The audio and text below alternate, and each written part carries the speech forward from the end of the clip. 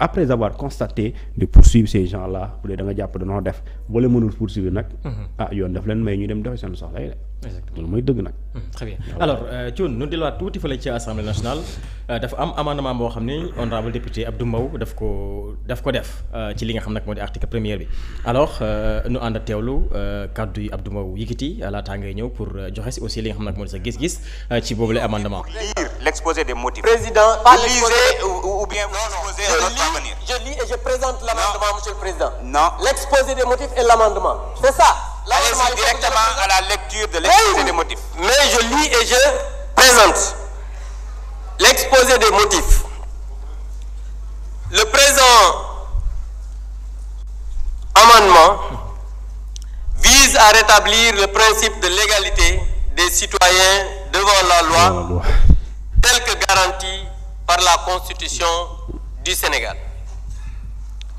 C'est donc pour respecter ce principe et éviter toute interprétation orientée que le présent amendement est proposé par l'insertion d'un article 1er-1. Article unique -1. Il est inséré après l'article 1er de la proposition de loi numéro 5/2025 portant interprétation de la loi numéro 2024-09 du 13 mars 2024 portant amnistie, un article 1er-1 ainsi libellé. Article 1er-1. Sont exclus de l'application de cette loi les faits liés à l'exercice par les forces de défense et de sécurité de leur mission de maintien de l'ordre et de préservation de la sécurité des personnes et des biens survenus entre le 1er février 2021 et le 25 février 2024, que leurs auteurs aient été jugés ou non susceptibles de qualification criminelle ou correctionnelle se rapporte à une manifestation au sens de l'article 1er de la loi numéro 2024-09 du 13 mars 2024 portant amnistie. Ci wolof. Merci beaucoup. mooy amendement président. Merci. Président, j'explique en wolof. daanaka loolu si xëccoo la mujjee entre le président de l'Assemblée nationale ak honorable député Abdou Mbow dafa bëgg nu bindaat li nga xam nag moo di article premier bi moom dafa jàpp ni dañuy amnistier lépp loo xam ni mbirum maintien de l'ordre maanaam liggéey bi force de défense yi doon def diggante 2021 jàpp li nga xam ne nag moo di 2024 waaye aussi tudd na si lii di principe de l'égalité devant la loi, éviter les interprétations orientées. Tey jii lan moo doon sa jàngat par rapport ak amendement bi nga xam ne honorable député Abdou Mbow def na ko ci bile loi. si la man waxoon naa la fii depuis balaa Thierno Alassane Sall di indi loi bi dama leen. interprétation ki ñuy tuddee déclarer la loi rétroactive. def lu ñuy tuddee abrogation dans tous les cas. impunité ki ñu tuddee amnistie.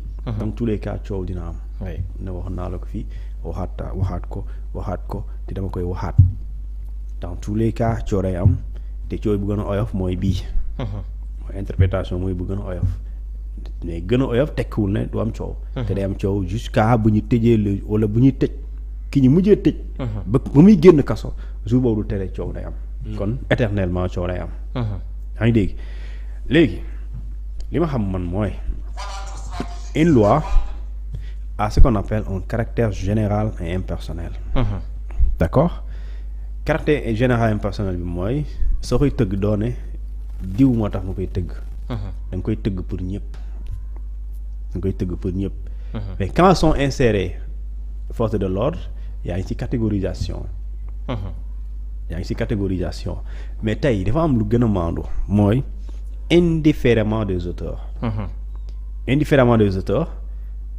takk force de l'ordre mën na ci nekk. comme civil mën na ci nekk.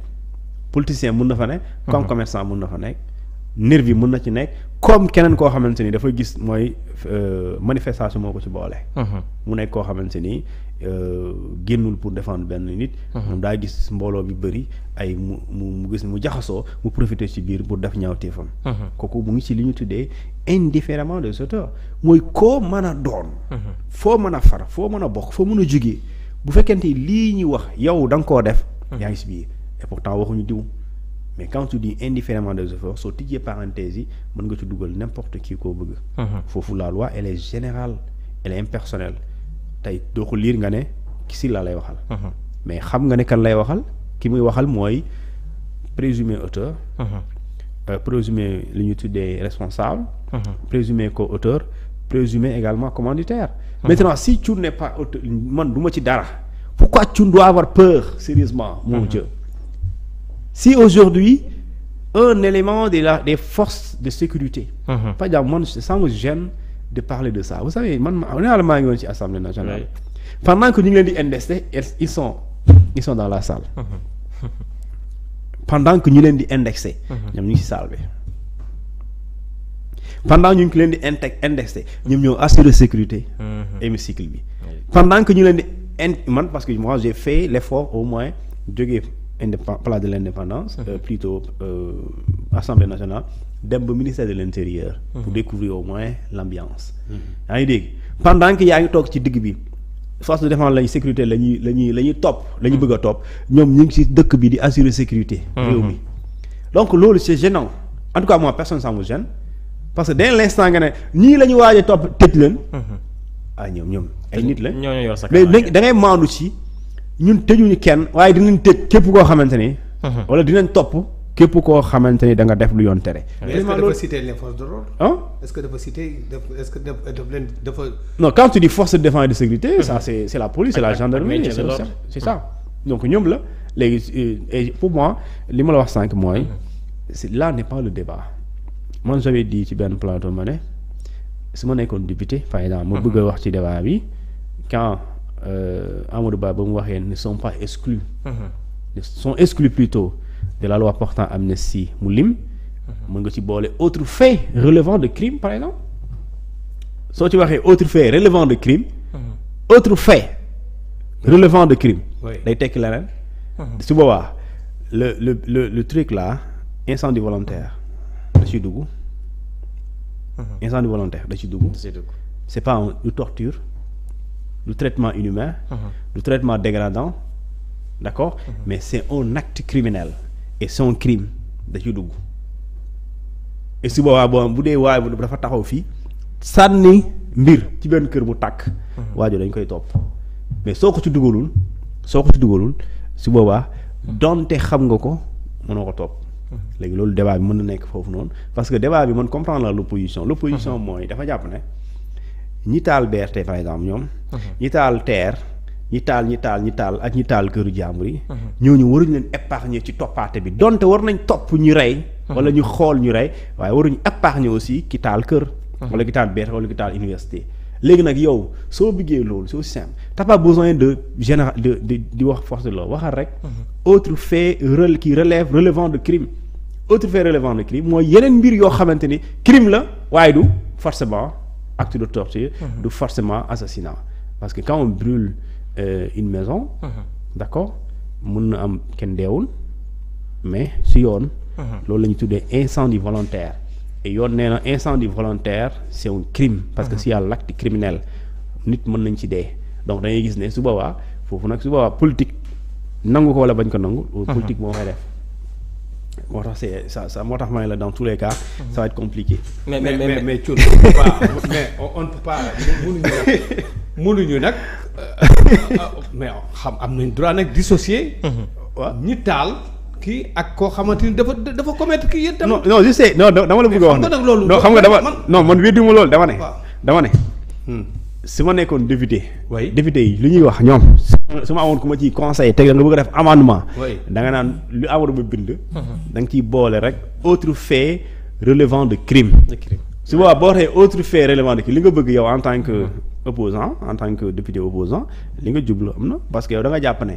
dañu war a xam kan moo taal lan kan moo menacé taal këru diw mais su boobaa li ñu tuddee autre fait relevant de crime boobu moom moo lay topp parce que dañ ne l'incendie volontaire c'est un crime. alors mais aussi amendement bi est-ce que du joxoñ baaraam yi tuuma ñi FDS yi amaan na tey jii ñoom ñoo def mbirub faat ak torture parce que bu waxee ni lépp loo xam tey jii mbirub maintien de l'ordre la nañ ko amnistier donc day mel ni moom dafa joxoñ baaraam tuuma FDS yi. mais si là le code pénal sénégalais le code pénal sénégalais protège le code pénal sénégalais protège les forces de défense et de sécurité mais il y a une manière.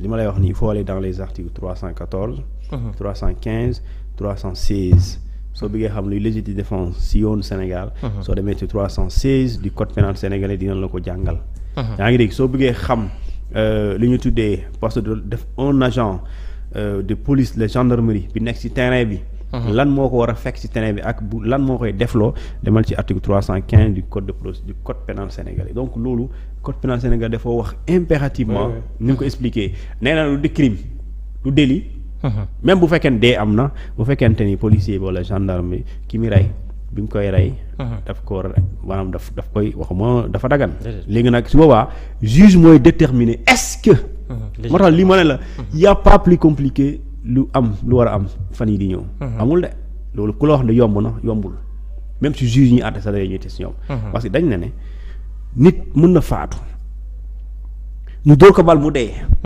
ñu ne dee boobu dee la mais du délit du crime bu fekkente ni agent bi parce qu'on parle d'agent public on parle pas de cuun civil on parle d'agent public quand on parle d'agent public mooy le policier ou le gendarme bu fekkente ni li tax mu def ko il est commandé par la loi et par autorité compétente moo ko sant et loolu su boobaa pour nga mën a justifier loolu dafay fekk mu am ay conditions yi bokk na ci lu ñu tuddee la légitime défense et la légitime défense également dafa am ay conditions moo tax loolu ça c'est un débat vraiment sérieux moo tax bon man xaw ma kañ lay jeex waaye dina gudd de c'est une longue série il faut dire vrai c'est un long épisode et complexe d'ailleurs je dis complexe